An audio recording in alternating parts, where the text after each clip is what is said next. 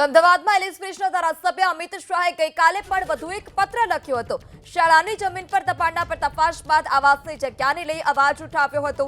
જમાલપુરથી આ સ્ટુડિયો દરવાજાના માર્ગ પર દબાણ થયાનો પત્રમાં ઉલ્લેખ હતો। ગઈકાલે જે પત્ર લખવામાં આવ્યો તેમાં આ પ્રકારનો ઉલ્લેખ હતો। લેન્ડ ગ્રેબિંગ કરી ભાડું ઉઘરાવતા લોકો વિરુદ્ધ ફરિયાદ દાખલ કરવા માંગ કરી હતી।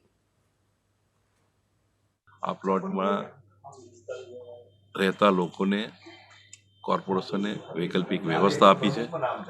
એ લોકોએ મકાનના પોઝેશન પણ લઈ લીધા છે, પરંતુ એ લોકો અહીંયા પણ છાપરા રહેવા દીધા છે અને સ્થાનિક રાજકારણીઓની મદદથી આ શક્ય બને છે।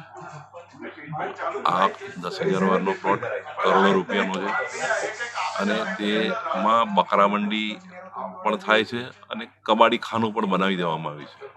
સ્થાનિક કોંગ્રેસના આગેવાનો દ્વારા આ બનાવવામાં આવ્યું છે।